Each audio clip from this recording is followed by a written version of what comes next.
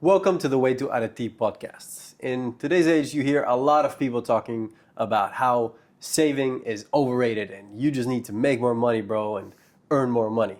But what if you're living paycheck to paycheck or simply saving huge amounts every month is not feasible for you?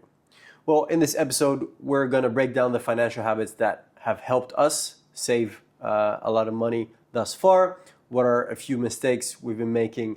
And we'll share with you a few strategies that anyone can use no matter what their income is.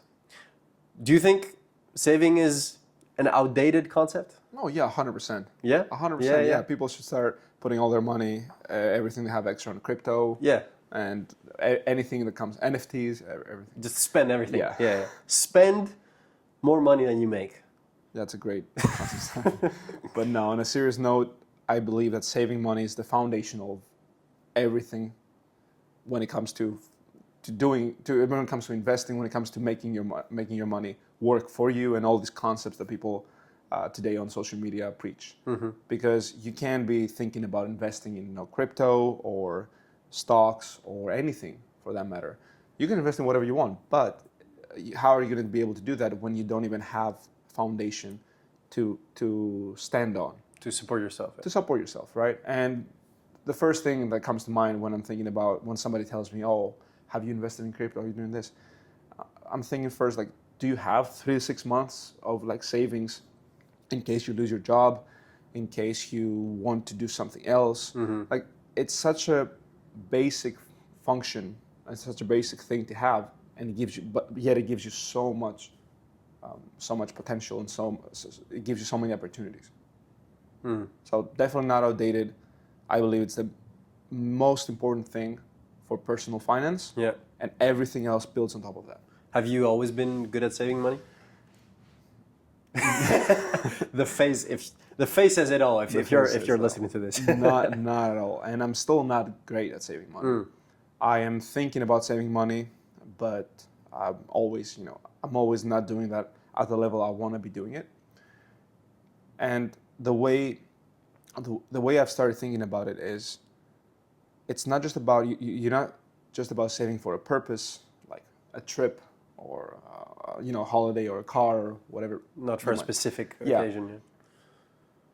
Yeah. Unfortunately for younger people, I was a victim of that as well. It's hard to understand the importance of having 3 to 6 months of savings, because you're thinking, oh, I have a job now, or I don't need 3 to 6 months. Money's coming in every month. Money's coming in.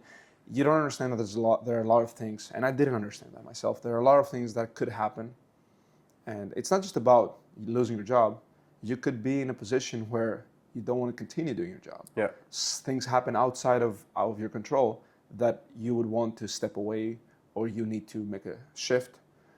Imagine not being able to pay your bills for a month, and then you're not able to, and you're stuck. And I was in that situation as well, and it was one of the worst feelings you could possibly have. Where you weren't able to pay your bills? No, I was in a position where I wasn't able to get out of a situation that I didn't like being in. Okay. So I was in a job that I really wasn't aligning with what I wanted to do, and I wanted to get out of that, but I wasn't in a position to do that.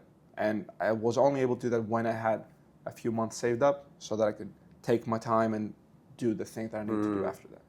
And if you have 3 to 6 months, let's just quickly touch on this. 3 to 6 months, 6 months, I would say, to make it simple. You can build a business in 6 months. Like, you can do something else that aligns with you. I'm not saying your life can change in 6 months. Your life can change in 6 months, and if you don't have the money to support yourself, and you have to worry about how you're gonna pay your bills, you're not gonna be able to change your life. Yeah. So most foundational thing ever. Haven't been good at it. I'm still working on it. And yeah, a lot of mistakes that I could go down the rabbit hole. Yeah. Of explaining that I did. And you wanna talk about those? I used to not save money. Well, or there was a time where I did save money, and then I made a 180 switch to, you know what? I don't need to save money right now. I'm young. I'm just gonna focus on making more money, and then one day I'll be making 10,000 euro a month, and that's when I can actually save real money. And even then, there's some truth to that. But first of all, you never know if you're actually going to get there. And second of all, I've realized that it's more about the habit of saving money rather than the amount. Like, Okay. sure, you can save it. You could save €1,000 per month, but you would need to be making a lot of money for that. And honestly, the more you wait to save, the worse it gets, because then you get family, you get a partner, wife, kids.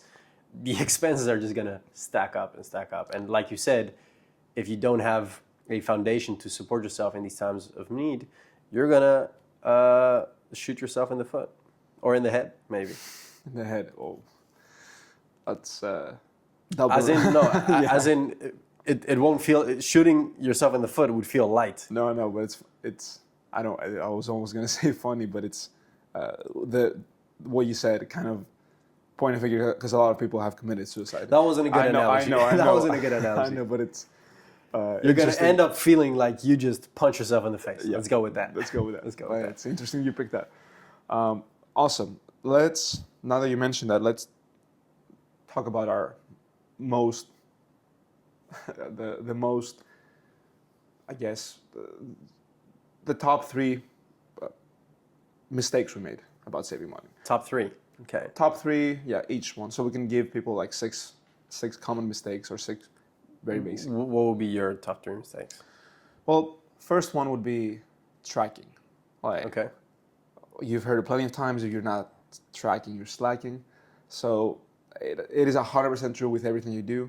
As a personal trainer, you know that with tracking your workouts, tracking your macros, your calories. Mm-hmm. So that's the same thing with finances. If you don't know what you're spending money on and how much money exactly you have coming in, you have no idea what's going on. You have no idea how much you can save. You need to be tracking. And I was not doing that up until very recently. Like, I haven't been able to do that properly because I've been through different phases in my life. So every phase needed different things. And I was never tracking. And that's probably the worst mistake you can make. In my personal opinion. So not tracking. Not tracking is one. The second one is not cutting expenses. Mm-hmm. We give ourselves a lot of reasons as to why we shouldn't cut this and we might need this, and we're just living life. But if you are, trust me, if you start cutting expenses properly, if you say I don't need this and actually cut it and forget about it, it will become, you won't even care about it like a few months later. Yeah. So not cutting properly. Yeah. The expenses. And number 3. Number 3. I would say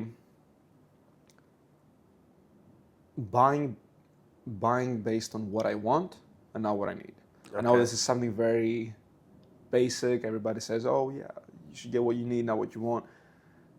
And I thought I was doing that, but you don't know how many times you're tricking yourself into thinking, oh, I need this, but you don't really need that.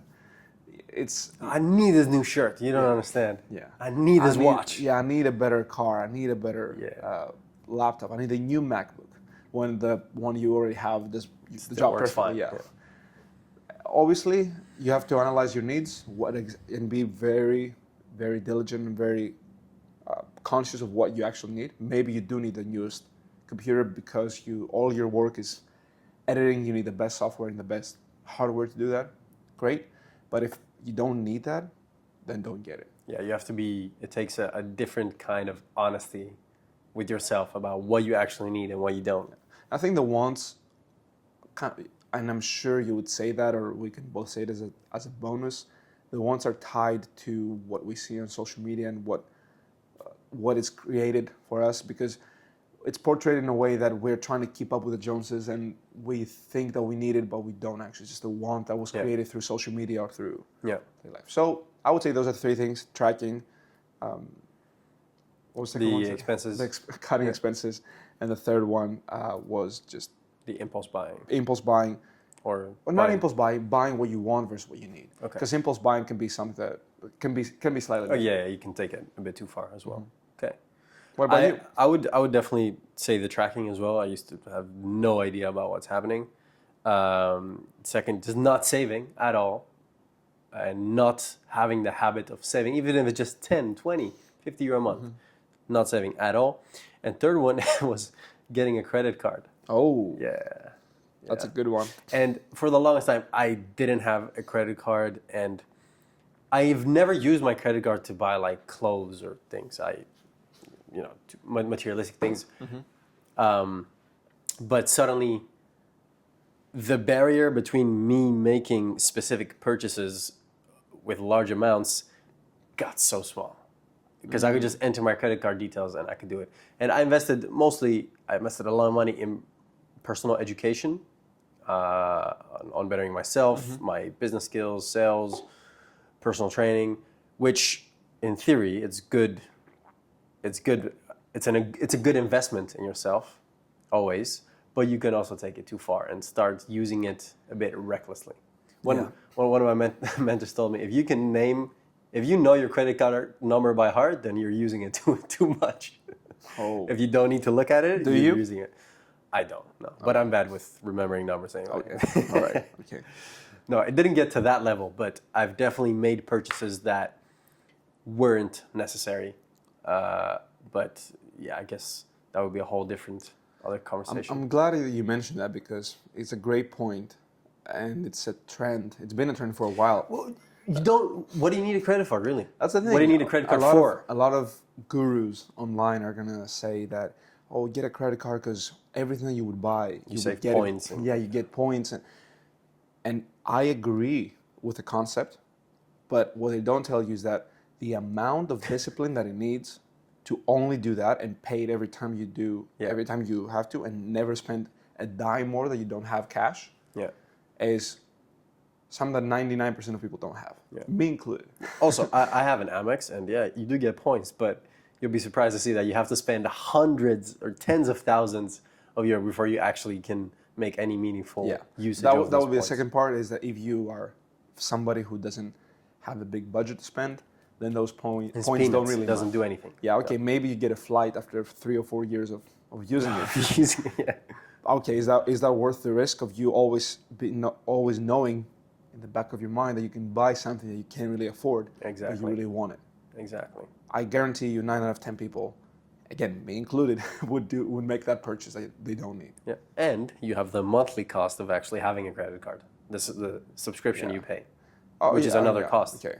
I mean, the one I had didn't have a subscription. Amex is €20 a month. Okay. Yeah, definitely not worth it. $240 a year. Unless you don't, unless you can get a cheaper one, but unless you spend a lot of money, not worth it. Get to a point where you're making 6 figures a year, then get a credit card. Yeah. I don't even know if that number is the right threshold. For example, but it was you just really don't need it. You can pay for most things. You can pay with a debit card. I would say it after a certain level. I don't know if it's 6 figures or more or less. After a certain level, you could make some use of it. You're spending hundreds of thousands a year. I would say you don't. Then you get a lot of points. I would say if you for business reasons, that's a different topic.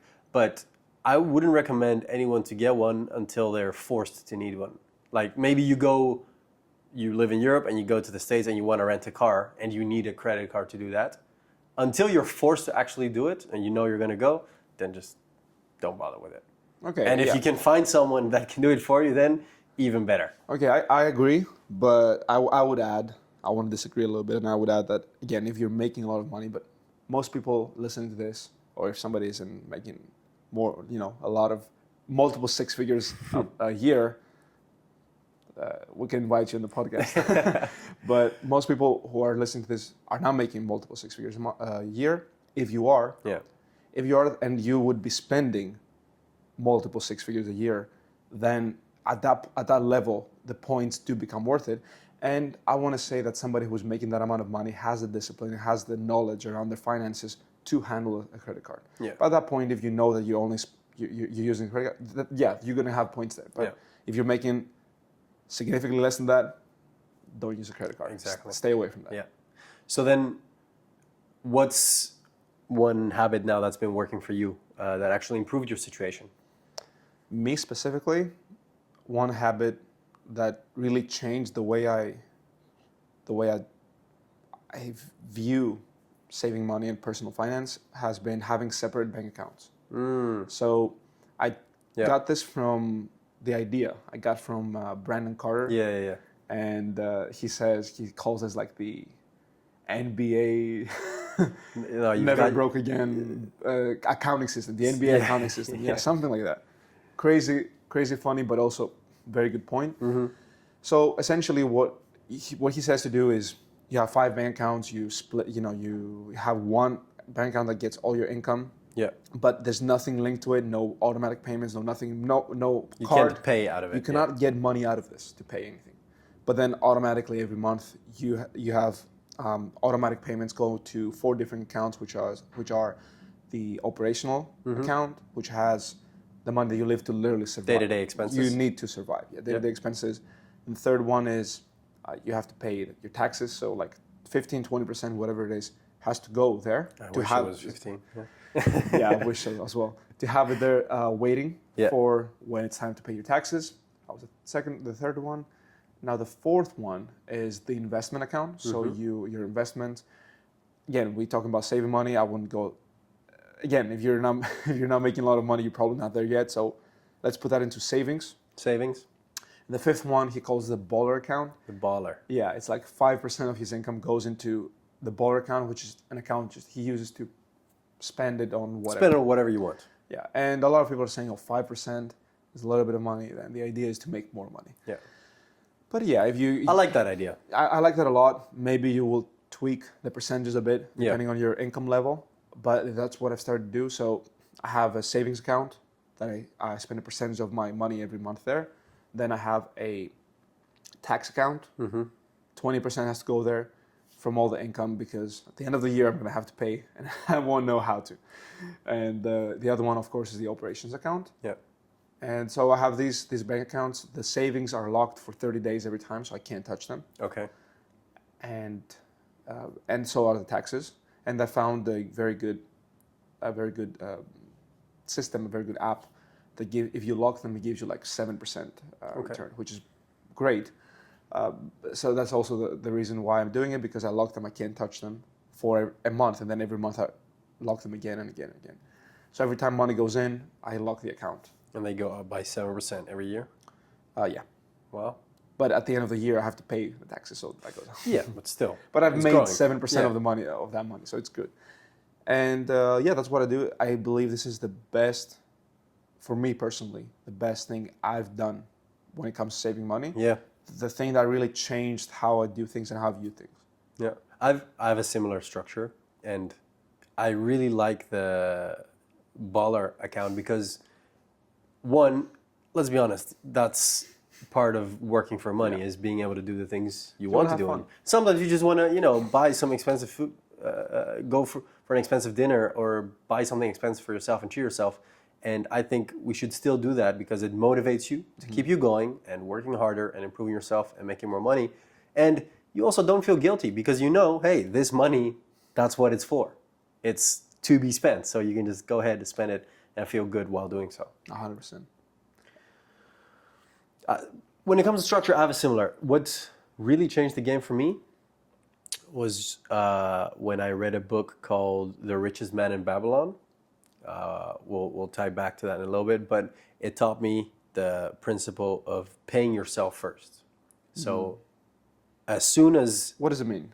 As soon as I get money in, either through a salary or from clients paying me, I make sure that a certain percentage from that goes to my savings automatically. So I don't even see that money. So let's say I get 300 euro in, it could be maybe 100 euro, it could be 50 euro. It goes straight to the savings without me ever touching it. Okay. And so whatever it is I have to pay that month, if it's a credit card bill or expenses or I owe someone money, I don't know, let's say, before all of that happens, I pay myself first. And as I said before, it's not how much you put in, it is the habit of doing so every single month, because even the small amounts are gonna compound over time. And what I've done is I've put a small emergency fund, but I put most of my money into ETFs. So it's like an index fund. Rather than investing in single stocks, you invest in a bunch of stocks at the same time. And this is by no means financial advice, but it's something that I've been doing that's helped me save a lot of money, and it's going to continue doing so. And if you're interested, if anyone's interested, you can research it, talk to an expert. But essentially, because it's a group of stocks, even if one goes down, the majority will still be up by investing, for example, in the S&P 500, so the 500 leading companies in the States. You put money there. So here's the crazy part. And this is a very common investment strategy for average people like you, me, people listening, because we don't day trade, right? We're not experts. It's more of a long-term strategy. You put the money in, and let's say I save 300 euro every month for 20 years, and I put that in my savings account, yeah? 300 euro every month. Over 20 years, that's going to be about 72K. Savings. Okay. Exactly. Now, if I put that same amount into an index fund that goes up, they've been shown to go up by about 7%, so similar to what you said, every year. I think it's like 10%. Average, Yeah. 7% average. Okay. Sometimes it's 10, sometimes it could be 5. Yeah. But over 20 years, if that goes up by 7% instead of 72K, just by putting the money there, you've actually made 150K. So double. More than A double. little bit more than double, even.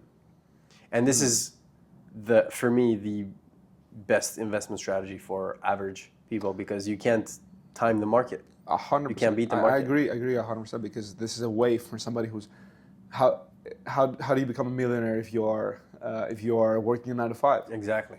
You know, save save 1,000 every. Of course, you need to get a higher paying one, but save 1,000 every month. Do that for 20 years. Do it from 25 until 45. 45, you have a little over $1 million. Yep. And that's And how it works. if you can't save 1,000, you can save 300, and Yeah. it can compound. Yeah, it will not become $1 million, but it will be a lot more. And I want to point out, because the way you framed it obviously shows how important investing is, and we started off saying that investing is kind of like the next step. Very important point that you mentioned is that you have an emergency fund. So what I want to point out first is that investing comes after, because a lot of people are in a situation where they're barely making ends meet every month, and they're thinking, okay, how can I invest? When you're in a situation where you are barely making ends meet, I've been there, and it's so stressful that you will not stay consistent. Like at least I haven't been able to stay consistent. None of the people I know that live in that manner have been able to stay consistent. So you're not going to be able to do that. And if you don't do that, then what you just described doesn't work. So you need to be in a position where you can do that every month. That's one. And two, to not have that stress, focus first for a few months to build up that emergency fund. Even if it takes a year. That comes first. Yeah, it's better to wait a year until you start investing. Out of those 20 years, it's better to wait a year, even 2 years, and know that you're going to start in 2 years with an emergency fund. Start investing. Than it is to start now, then stop in 3 months and take the money out because you needed to pay the bills. Have the emergency fund first. Have the savings first, so that you can cover your bills. That's what I found. Because I've done this. I started when I didn't have any savings. I was like, let me put 100 euros a month into ETFs. I did it for a few months, then some things changed. I needed the money, so I took it back out. And it was a mess. It doesn't work. That's because first you need to have that emergency fund. If some medical expenses come up, if your car breaks down or whatever, you need to have a small fund that you can take money out from and do that. But honestly, even if you don't and you just keep your savings in ETFs, you can still take them out. Yeah, but it's going to take then it's still your savings technically. You're not thinking about them as your stocks. That in 20 years are going to be. But that's what I do. I treat my savings as my investment. Okay, it's not financial advice. It's just what I do. Okay, that's still savings though. Because the thing that you just described, if you do it for 20 years, it works. If you take it out a year later, you maybe gain 7%. This is a long-term strategy. That's why it's like savings. I could put this same money in my savings account. That's step one, always. If you're able to take that step further and put it into an investment account, that's step two. Yeah, but as you saw, it's a pretty crazy difference from 72 to 150. I agree 100%. I believe as soon as you get those 3 months, start investing immediately. But you want to be safer, put 6 months. But have those things first, because I know for me, it's so, again, I keep saying bummy, but it hurt a lot when you were thinking that, okay, I'm building up. Oh, in 20 years, I'm going to have 1 million or whatever that might have been. And then your car breaks down. The rest of the money that you have coming in just pays the bills and basic things, and you need some money. You're gonna destroy what you've been building on. Savings, you can touch those in an emergency, not buying stuff that you don't need, just an emergency. Only emergency. And then as soon as you have that, invest. Yep. Invest as much as you can. Invest all the income that you don't need to survive. All the extra income. I would advise that 100%. And I guess in order to know how much you can invest, you mentioned before, you need to, you should know where, you need to know where your money is going, right? How much is coming in, how much is being spent. Yeah. How do you track your finances? Well, today there's no excuse because it's so easy to do that. You have all the apps, all the banking apps tracking everything already. Mm-hmm. All you have to do is just take it and put it in a spreadsheet. I use something like Notion. Yeah. Similar app to Notion. So just go on Notion. You find a template that's like monthly budget planning. Just do that. It automatically has all the different formulas you need, and just put on the things that you spend on. Put them all in there, and then you have an idea of what comes in, what goes out. Then you say, okay, do I really need a subscription to Netflix, Hulu, Amazon Prime, and HBO? And if you do need that, which means you do watch all of those, maybe you have a lot of free time. We need to do something about that. If you're watching all of those, I'm not saying don't watch Netflix. I'm not saying none of that, obviously. But come on now, if you're watching 4 hours a day, you definitely could be making a lot more money. I think if you're watching 4 or 5 hours a day, you're probably not worried about not making enough money. Yeah, not having enough money. Yeah. Or getting into some psychology here, it's a coping mechanism because you're not making the money you want to be making, and you kind of like want to escape your problems. Could be. Dr. Mike. and the discussion for another time. Yeah. So tracking using a spreadsheet, it's really easy. Or honestly, just use ChatGPT or any online template. Great point. Take your income, take all the expenses that you can think of, put them on ChatGPT, and ask it to give you a plan so that you and at the end have a number of what you need to be saving every month or what you can, and say, hey, maximize my savings so I can get to my 6-month emergency fund goal as soon as possible. It will tell you can save 254. You save 254. Exactly. Whatever it is. ChatGPT will tell you that very quickly and very easily. Just be honest and put everything in there. Give it all the data. Yeah, that's a good tip. And now if someone really is living paycheck to paycheck, obviously tracking is going to be incredibly important. Even if it's just saving 10 euro per month, $10, for me, it's just massively helped just keeping the habit in there. But what would be one way for people to start making some money on the side? Yeah, so what you just said, the first thing, I've been in that situation and I had to do it. So that's how I'm saying it. I'm directly going to that. Track, so you know that you are actually paycheck to paycheck, because you cannot be anything. Right. You cannot. Are you paycheck to paycheck? Are you paycheck to paycheck? Are you actually only spending the amount of money you should be spending? And I'm not trying to say become so, not live a life and stay locked in the house. You might need, the situation might be bad enough that you need to be in the house for a few months. That's an extreme situation. But I believe most people, if they actually tracked properly, they would find a little bit more room. Yeah. But 100%. Let's say now there's no room. You're exactly at zero every month. Now, the first thing I would do is go back to our other episode about time management, and take a look at the exercise that you can do to find what extra time that you have. Yeah. And we'll put a link to that in the description so you guys can find the episode, and you'll also be able to find the point where the exercise is, so you can audit your time and you know how much time you actually have. Most people will have almost a full-time job just laying there in blocks of time. Find something that you can do to add some income through that. So maybe you have a weekend gig or something you do after work. You deliver food. You flip things on marketplaces. There are a lot of things you selling can do. things, yeah. Yeah, sell some things that you don't need, and then start get a capital where you can buy some things and you can sell them for a higher price. Like, there are a lot of things that you can do. Just get a gig on the side, a part-time job or anything, to get above that zero. Like, you know, and you're breaking even exactly. There's no money extra left at the end of the month. Just get. Now there's some money that's There's some fully money, extra. $100, $200, whatever it is. Yeah. Get that in, and to make $100 or $200 a month, in any Western country, I believe it can be done pretty easily. It's pretty doable. Pretty easily. Sell something again. Pick up a gig.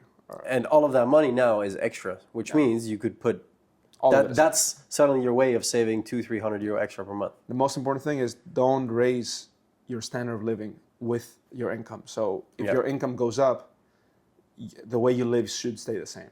Yeah. 100%. Again, if you're living in a very bad situation, of course, maybe gets a little bit better quality Once food. all the basic things are covered. But yeah, if you're not eating and nursing yourself properly, obviously take care of that. But as soon as you know, okay, I'm doing what I need to be doing, I'm eating properly, I have everything I need to have.